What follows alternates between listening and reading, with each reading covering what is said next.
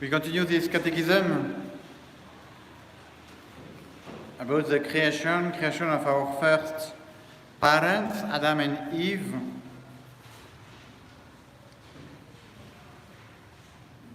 When we consider this creation of Adam and Eve, we consider the initial plan of God, the plan A. That was something perfect, something without any suffering, death, paradise. And this is why we represent Adam and Eve in this beautiful garden, in harmony with the nature, with God, of course, with animals. Everything was smooth and okay. Everything was happiness. This is the plan of God. God is not the one who has created suffering, death, problems. No. God has created a perfect world where everything was in harmony with Him,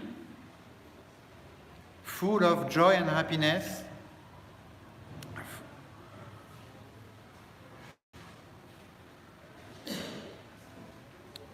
This is the plan of God.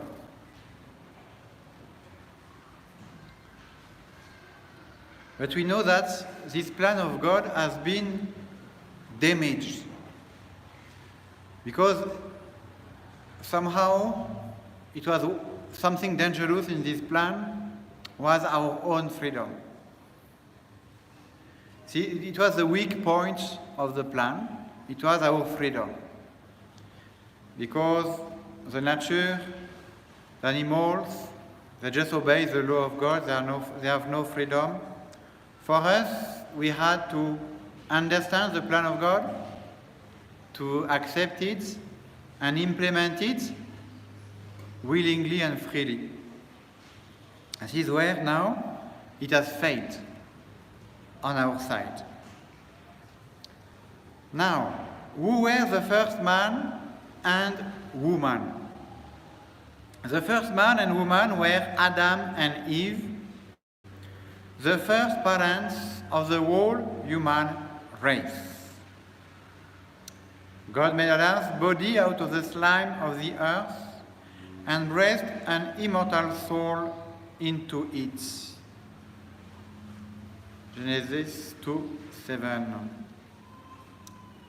God then cast a deep sleep upon Adam and taking one of his ribs formed it into Eve.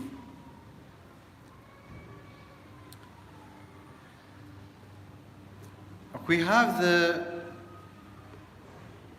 the history of the creation of man, the body of Adam made out of dust, of soil from the earth, and his soul directly created by God out of nothing, pure creation, by the almighty power of God. And even today, every time we have the conception of a baby, a soul is created by God to animate this new human person. At the first moment of the conception, the union of the two first cells.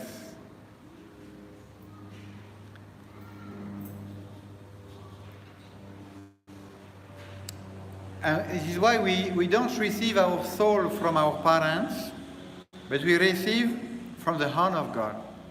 For us, we receive our body from our parents, and this is where actually we are affected in the transmission of life. We are affected by an heredity coming from our parents. And we will see that the original sin will come through our body and not through our soul.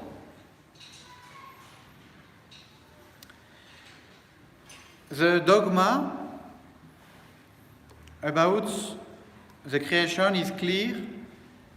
We have creation made by God Himself of the first couple of human beings, Adam and Eve. The dogma is clear. All human beings are coming from this first couple. There is no room for other options. God is the one who has formed our first parents, and we are coming from them. This is why we are all brothers and sisters, all human beings. We are one family, having the same parents. And it is important, this unity of the human race. Of course, if we start to destroy this dogma, we attack the whole Catholic theology. Because if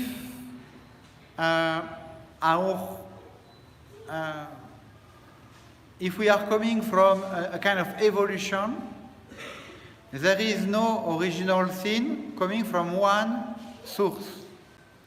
It means the dogma of the Catholic Church are completely changed if we accept a kind of evolution. There is no original sin coming from our first parents.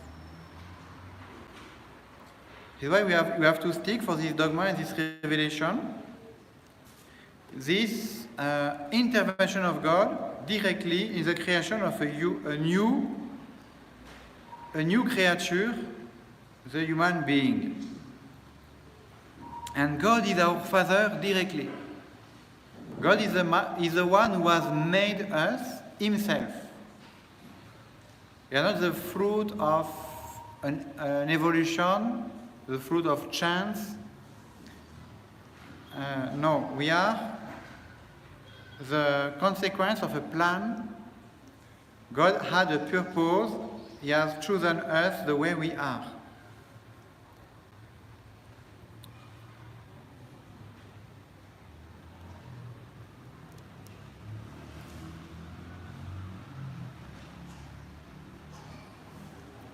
In all the culture in the world, we have some very old traditions, and one of them is this golden age at the beginning. This golden age where things were good. And in the whole humanity we have a nostalgia of a state of peace, a state of perfection, a state of happiness. This is why we suffer so much when things are not going well, because it's not normal. The animals are not suffering as we are suffering, because for them they are less affected by the original sin. They are affected, but less. And they are not responsible for it. But for us, we can see we have a nostalgia of perfect happiness.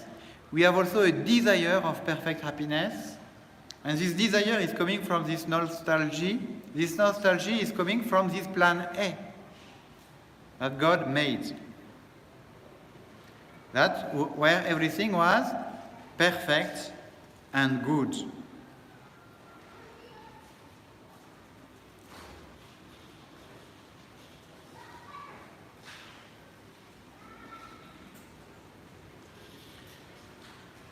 The Catechism is using two paragraphs to prove that all human beings, all the race, are the same. We have the same characteristic. We are the same human being. I think it's clear. We are coming from only one pair of ancestors, and it is actually a dogma of faith. Now, what was the chief gift bestowed on Adam and Eve by God. The chief gift was sanctifying grace, which made them children of God and gave them the right to heaven. We have always to remember that there is no natural state for men. We have never been a normal creature, a normal human being. It has never happened. We are not normal human beings. What do I mean? I mean that since the beginning, we have been added another finality, another life. We have been given a divine life since the beginning and a divine destiny since the beginning. You know, I like to explain that somehow our desire is to go to limbo. We don't want to go to heaven. We want to go to limbo as a human being. What is limbo?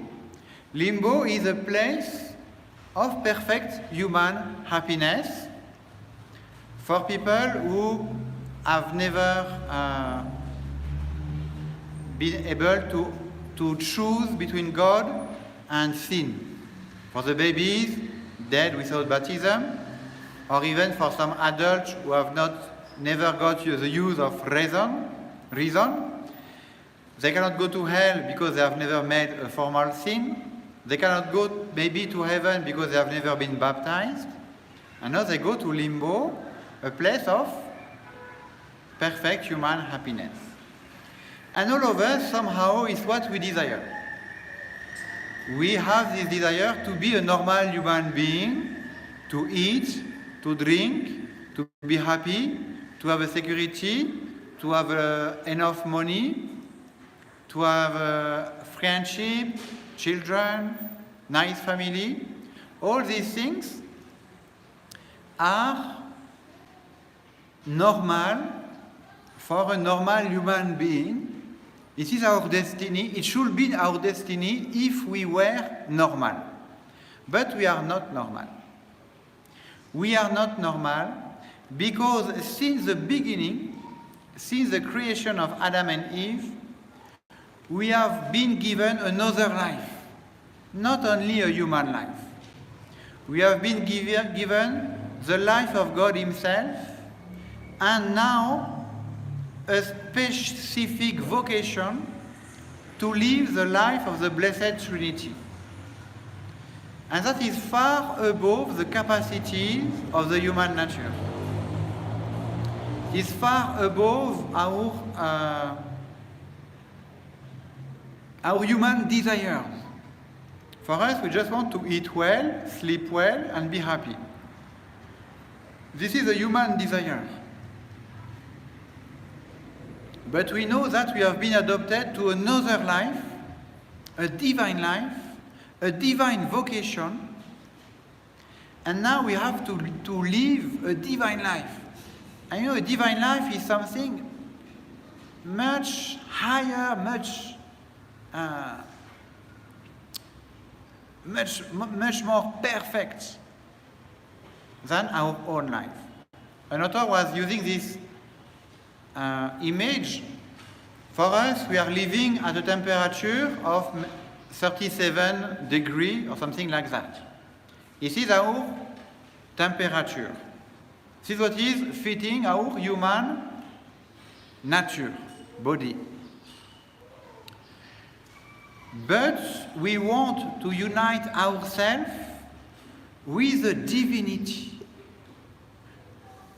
This is the plan. To become one with God. To become a child of God. To live the life of God. But God is hotter than the sun. Because God is the creator of the sun. Okay, it's an image, huh? I'm not speaking about the temperature of God. I just take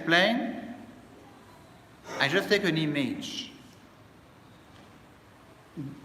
God is a burning fire of love. God is love. He is a burning fire of love. For us, our temperature is 37 degrees. God is hotter than the sun. What is going to happen if we embrace God?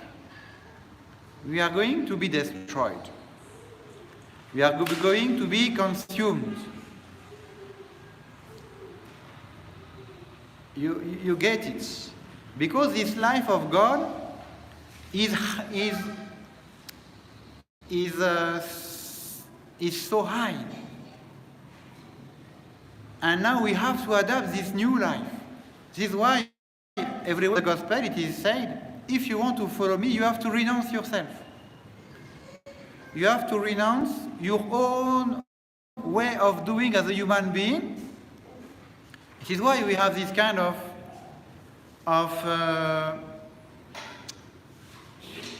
shocking truth in the gospel. If someone doesn't hate his father and his mother, he cannot be my disciple. What is the meaning of that? Of course, God is not asking us to hate properly our father and mother, because we have the commandment to honor them and love them. But he wants to say, if you want to follow me and to have this divine life, you are not anymore a normal human being. You have to adopt now the wisdom of God. You have to adopt another wisdom. And this is the sanctifying grace. The sanctifying grace is the sharing of the life of God. This divine life of God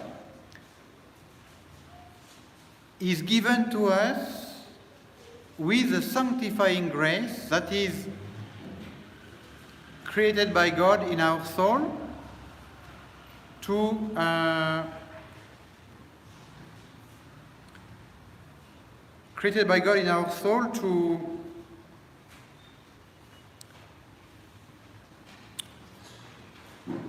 make us partakers of the divine life, as St. Peter says. Partakers of the divine life. Okay, I wanted just to explain you that we have never been a normal human being. Never. Never. Since the beginning, we have been given another target, another goal, to share the life of God. Adam and Eve were created completely pure, in a state of innocence and holiness, in the pure love of God, in a state of perfect mystic life. They were speaking directly with God, full of love for Him. They were made children of God, and therefore heirs of heaven. This state of innocence we term sanctifying grace, this participation to the life of God. That is the main gift we have been given, to share the life of God, and after a certain time they should have been living in this world, loving God, serving God, and one day they would have been taken in another paradise, now with the beatific vision, contemplating now the beauty of God directly. And that was the goal. Because when they were in the paradise, they didn't have the beatific vision. They were not enjoying the happiness of heaven.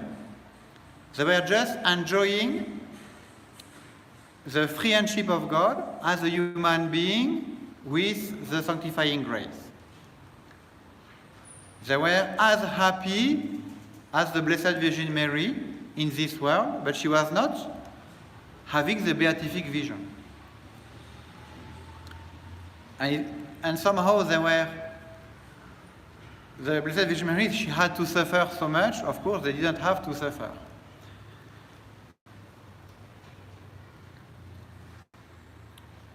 We call this state of innocence original grace. This original status of innocence. They had other gifts. They had a perfect wisdom and knowledge and understanding. They had an infused knowledge of the whole creation.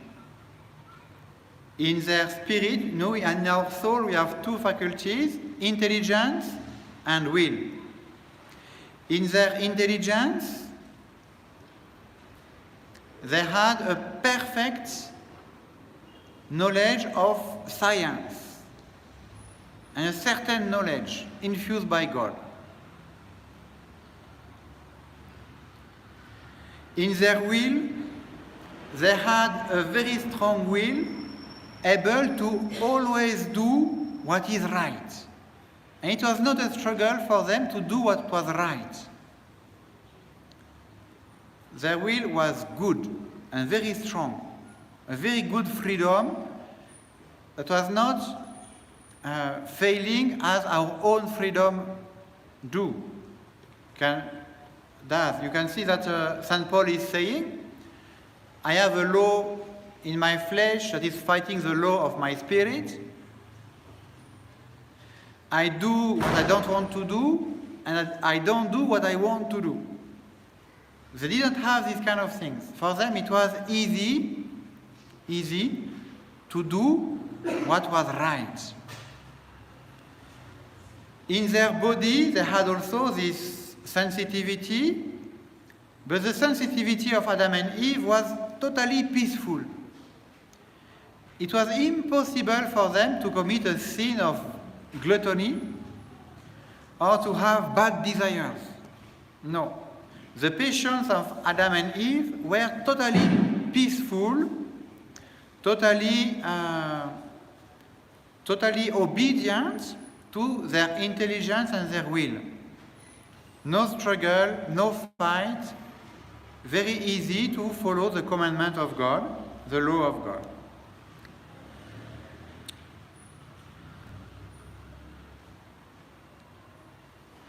They had another gift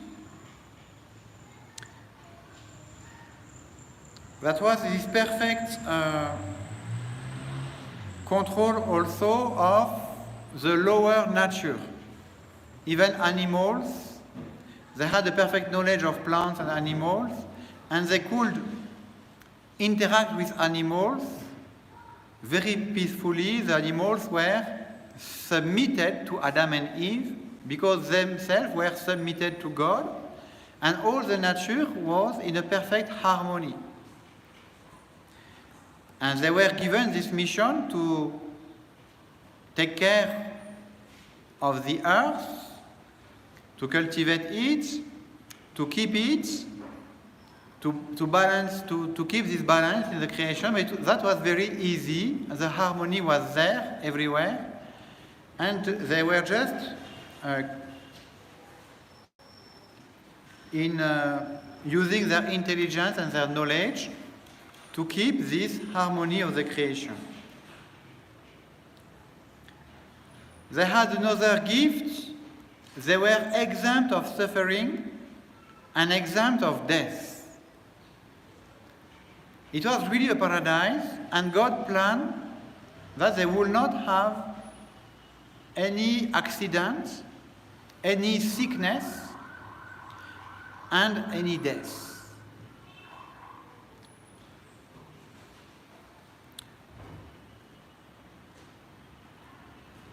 These gifts were received by Adam and Eve, and they were to be transmitted to their children. Exactly, if I give you something, a property, a land somewhere, and you can give it to your children.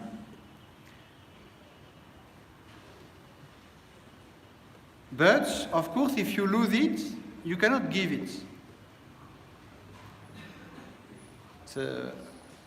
This is how I explain catechism with the children. If I give a big pack of sweets to the governor of the class and telling him to share with his friends, if he loses it, everybody will be punished somehow, because they will not get it. It was my plan that all the children can enjoy the sweets, but now the governor has lost this pack. And everybody will miss them. It was also somehow what happened with this gift given by God to Adam and Eve. We'll see how they lost this gift. And now we don't have them. But more than that, yes, they have lost them, but they have also been wounded in their own faculties, and we now inherit a wounded human nature. We are not innocent. We are not perfect anymore. We are wounded. It's why all these gifts, they were to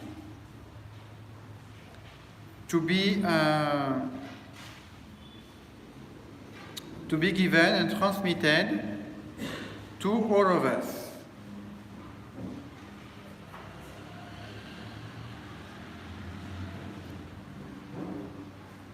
I can just read a part of the Catechism. God blessed Adam and Eve with a freedom from subjection to their lower appetites, such as impurity, drunkenness, etc. These things were not possible, because they had no inclination to evil. Their will was free from all weakness, weakened by no sensual desires. On account of the absence of rebellion of the flesh against the spirit, they felt no shame, even though they were naked in paradise, because they were completely pure, without any bad desire. Now, what was this trial? What is this original sin that happened? God gave Adam and Eve the commandment not to eat of the fruit of a certain tree that grew in the Garden of Paradise.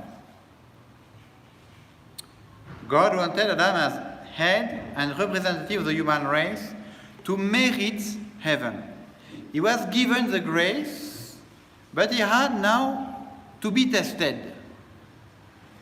To be tested, to be tempted, to see if he was to stay faithful or not. And so, after granting him his abiding grace and blessing him with wonderful gifts, and giving him the Garden of Paradise to live in, he commanded him not to eat of the fruit of a certain tree. Of every tree of paradise you shall eat, but of the tree of knowledge of good and evil you shall not eat. For in what whatsoever you shall eat of it, you shall die the death. The fruit of the forbidden tree was not evil in itself, for in paradise God did not place anything bad. It was bad only because it was forbidden. And if Adam and Eve partook of it, they would have disobeyed God.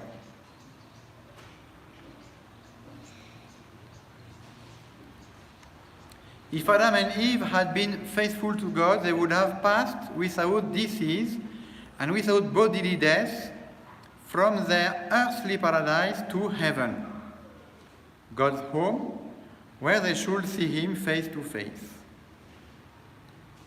All the children of Adam, the entire human race, would have been born as Adam had been created, in a state of friendship with God and with all his gifts.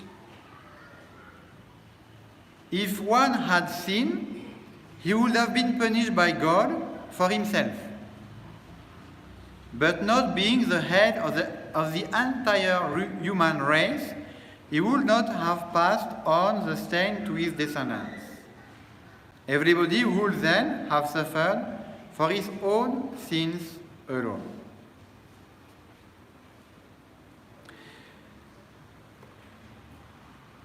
No, even angels had also to be tempted. God gave them everything, and he wanted to see now. To see and to make them choose willingly their side. And for men, he has done the same. We have been given everything, but we are, even if we have received everything from God, we are still a creature. We are still just a poor creature, even if we were given everything. And God wanted just to test our humility, to test our dependence. When you give everything to someone, maybe he will start thinking he's someone now. He can start abusing other people. He can start using his power to oppress the poor. This is what is happening actually. If you give a lot of money to someone, he can become very evil. Very evil. Money and power has made people becoming very bad. Because now they don't use it properly, they use it for their own sake without keeping the wisdom. And this is what God wanted to see with Adam and Eve. He has given them everything as a gift, and they just had to stay humble. To say, yes, we have received all these things by the grace of God. He is our Creator. He is the one who has given everything. He is also the one who could remove everything. Blessed be God. We obey Him, we depend on Him, we accept His will. It was also, you remember, the test of Job. Job also was a very wealthy man, full of possessions and money and happiness. He was also a very good servant of God. And God wanted to test the fidelity of his servant. And he allowed the devil to do everything he did. And he lost all his children, all his belongings, all his flocks. He became himself very, very sick. But he never rebelled against God. Even if he was tempted, it was difficult. But he has always been very wise. And he said, God has given, God has taken back. Blessed be the name of God. It was somehow the same kind of test for Adam and Eve. You have been given everything. Are you going to become proud? To think now you are like God?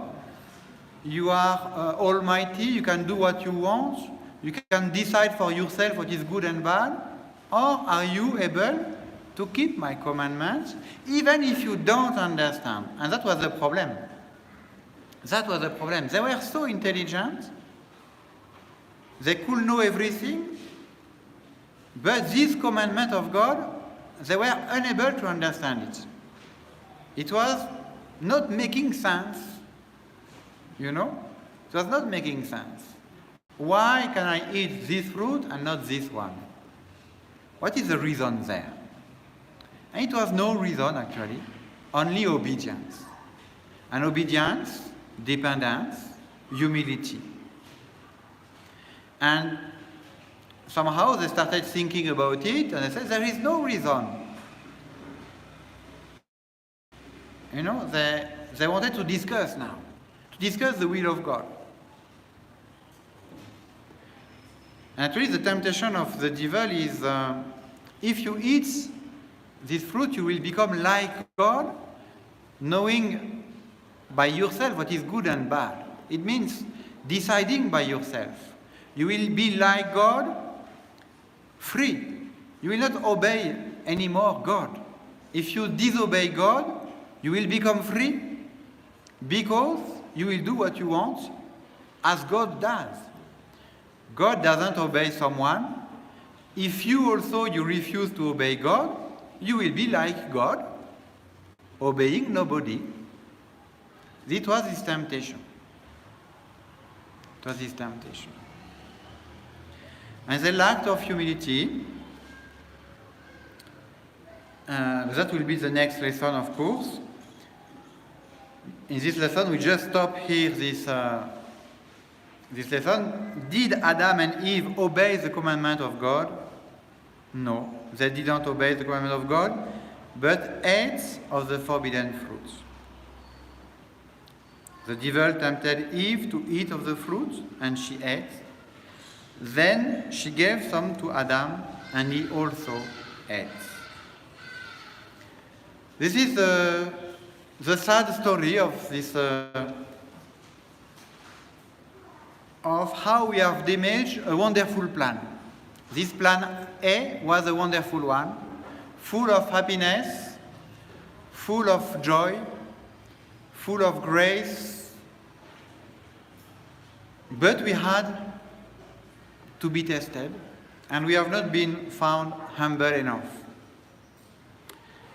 This is why, with the original sin, we'll start a new period of the humanity, a completely different period of the humanity. This period we still know for a part. This period where we have so many hospitals full of people suffering and dying, where we have some children who have been, since birth, they are just lying in a bed, unable to move, some very huge handicap, and they will spend their whole life, maybe 40, 50, 60 years, lying in a bed with some disease. This is the world we know, our own world. It's a very different one, and God is not responsible for the world we know today. We are responsible for it. We have destroyed the plan of God through this sin. God has never created suffering and death. God has only created a wonderful, a beautiful world, a perfect one. This is the one He wanted for us. And still, we can recover at least the grace of God and the participation to the kingdom of God. That will be now the story of the redemption.